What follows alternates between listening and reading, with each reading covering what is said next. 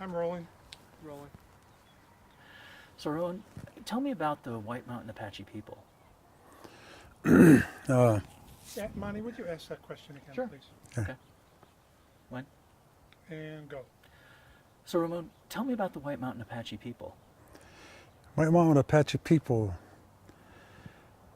Well, we have always been the mountain people.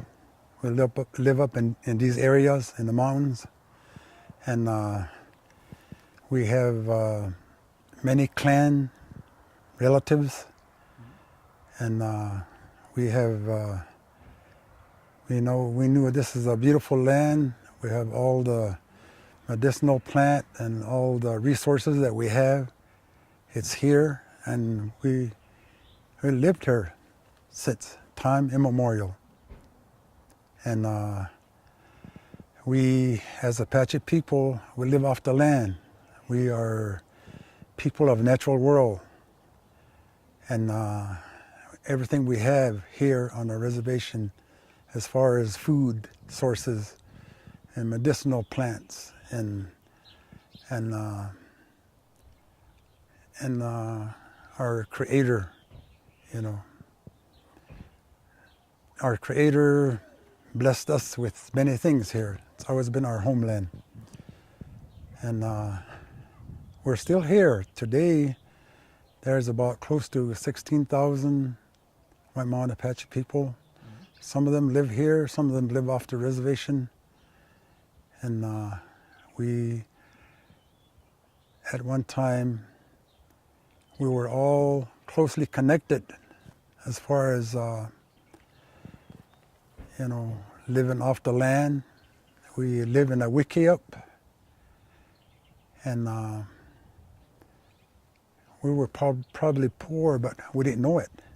It was a lot of love and interaction, helping each other, and and different things. As far as supporting each other, even in war, supporting each other in every tragedies that happen to us.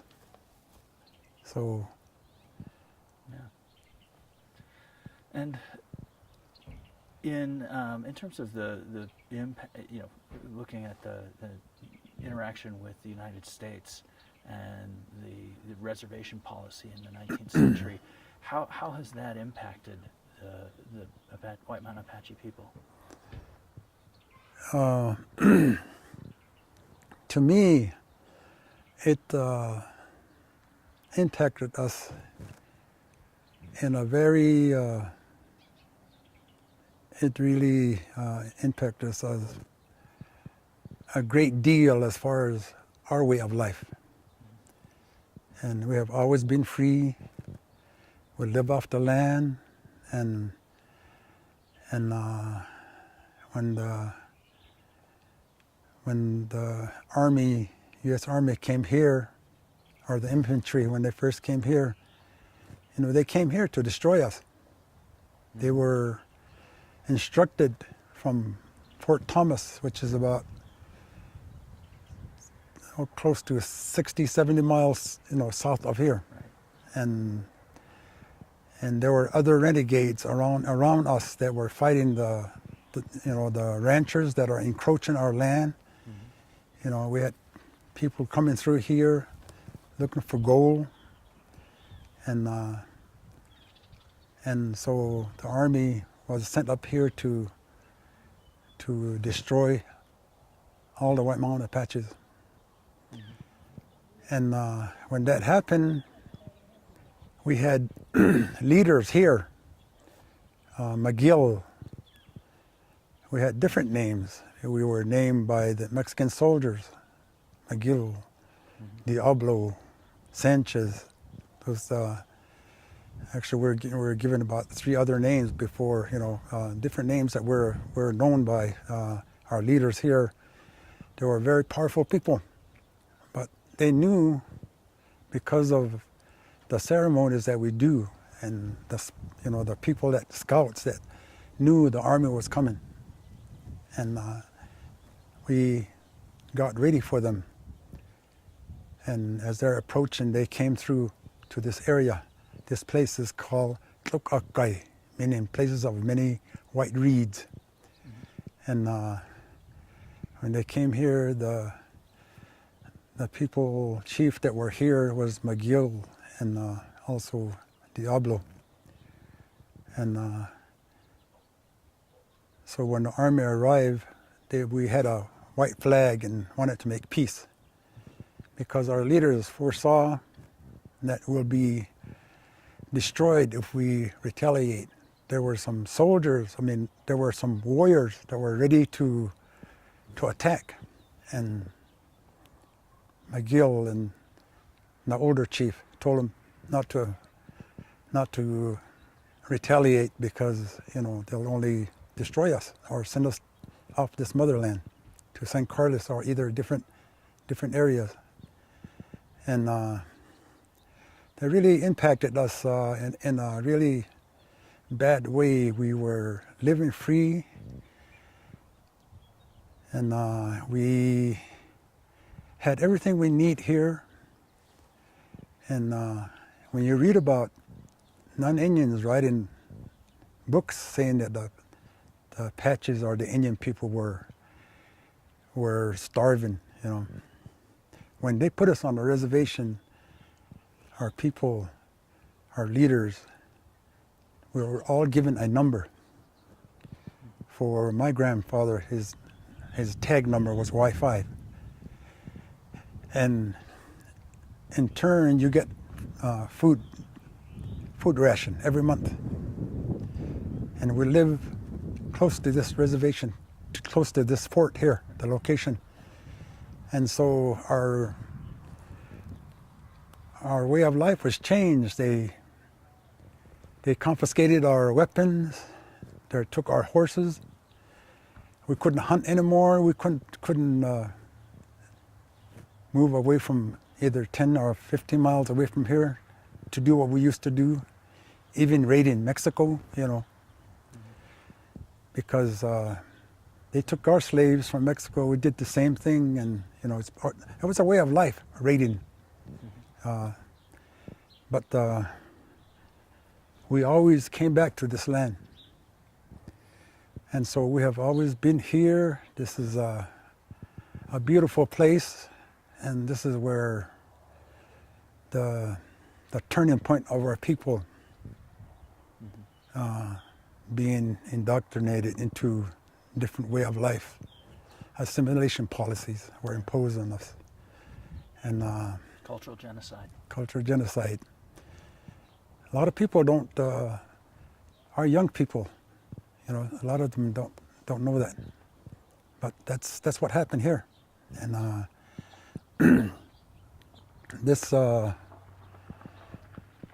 they had the forts, this fort here, they had the army marching on their horseback. That's showing force, And we've been kept under control for many years. And I think 1922, the army moved to Fort Huachuca from here. It seems to me that we're still prisoners of war until 1922, So a lot had happened here. Some good things have happened as far as, I guess, education. But the real teachers were taken away from the kids, their grandmas, that taught them about the way of life, as identity, who you are. And when that happened, what the government imposed on us, the sanctions, and also the laws that were imposed on us back then, has really devastated our people today. As far as, the Constitution came from across the sea. The Bible, all of that, we were brainwashed. And today a lot of our youngsters, our kids, what the Army put the policy in place is working today, because my own kids can't speak the language Apache. their thinking is different. And yeah, it's all good. Things change, you know. But there's a historic trauma that still is with us. We don't know it, but you know, I'm not a psychologist or anything like that, but I know common sense tells you that, you know. And so it's really a beautiful place, but a lot of things happen, even bringing in the disease from the army, you know. People that came through here, they brought in disease, destroyed a lot of our people. We had people under that mountain up there, that rim.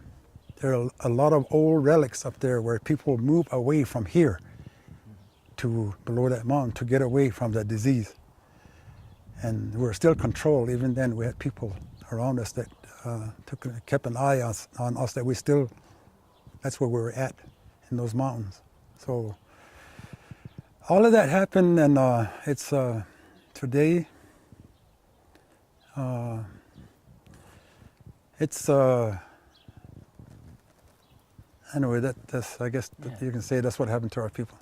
And but some of us are still, like myself, I know my Apache language, I do my ceremonies, and I just got done with the sweat lodge today, you know, and that's purifying ourselves, and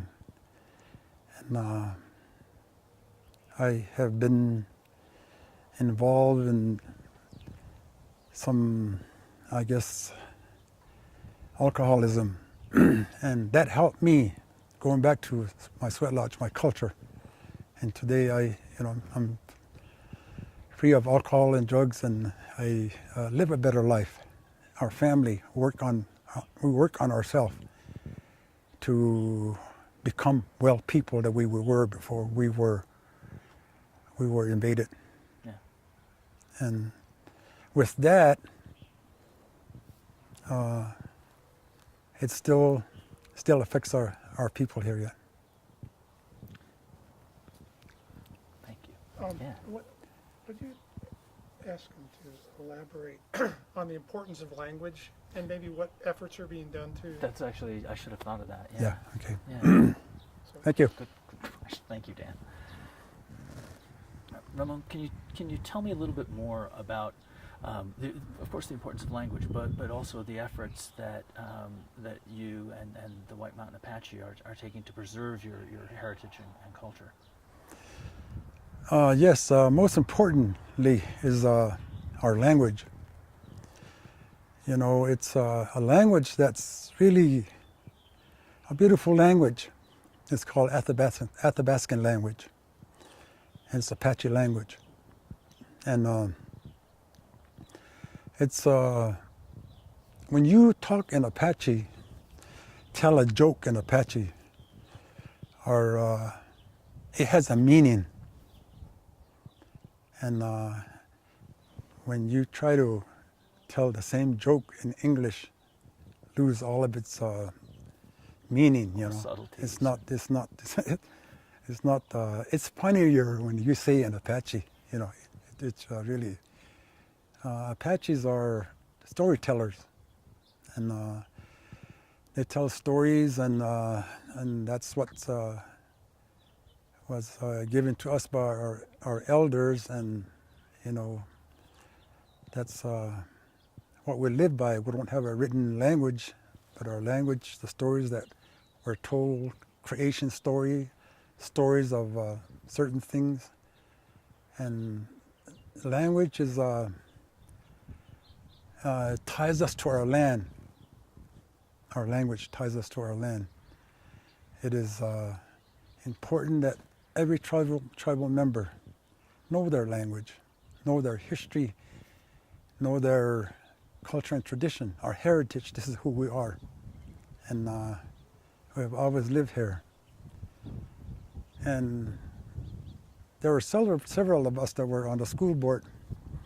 We had a plan or a vision that when you come into the gate, cattle guard coming in here, everything will be in Apache, you know. The language will be in Apache, the signs will be in Apache.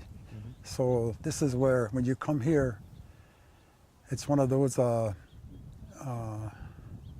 that's what the Navajos, you know, they have a school like that they teach all the ceremonies, just everything about themselves. And we had a language program, but it didn't work out because there was no upkeep of someone following the rules of certain things. So, and since then we've been trying to write the language grant so we can teach it. And we say that we're a sovereign nation, and what we demand to the school board, we want language, we want heritage taught in here. And it's being taught, but not to a full capacity. And our language is important, and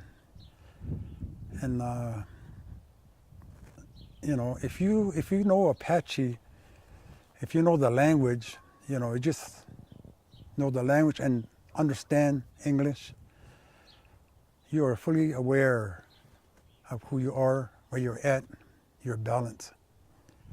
And that's the main thing that is that we're losing here. It's not being forceful on us to. I mean, it's not. I guess it depends on me. I'm the cultural resource director, and I should push it, but I'm not a linguist, and it takes money to do that. When I first became a cultural resource director, there was the idea, and so it still needs to be taught at our Theodore Roosevelt School. Theodore Roosevelt came here many times. As you know, he likes to hunt, and we have all the natural resources and wildlife here, fish, things like that.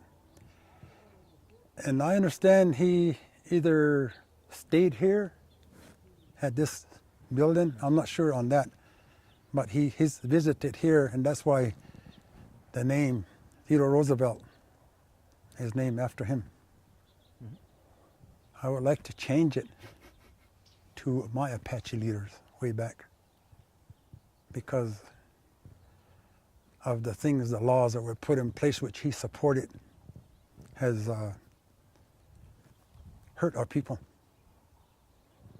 And today, you know, people think that everything is okay. You know, nothing's bothering us. We are educated. We are educated, and it's we're in the 20th century, and it's not, to me, you know, it's we're still, a lot of things need to be done here, and this is where we want it to happen. Immersion school is what I was trying to think of a while ago. Language, teaching, everything here. Language, culture. Yeah, the culture here. Yeah. You got to think Apache. As soon as you cross that cattle guard, you know, everything will be in Apache. That's what we wanted. It still can happen. So our people need to know what happened here and what happened to us, to educate ourselves, to go forward and know the history, that we can survive, we can be better, that we're powerful people. We have always been powerful people. That's the language that's taught here, the ceremonies that we do, the things that is connected to us is important, and all of this sustained us since time immemorial. And I think this place needs more improvement, and I'm glad we have a White Mountain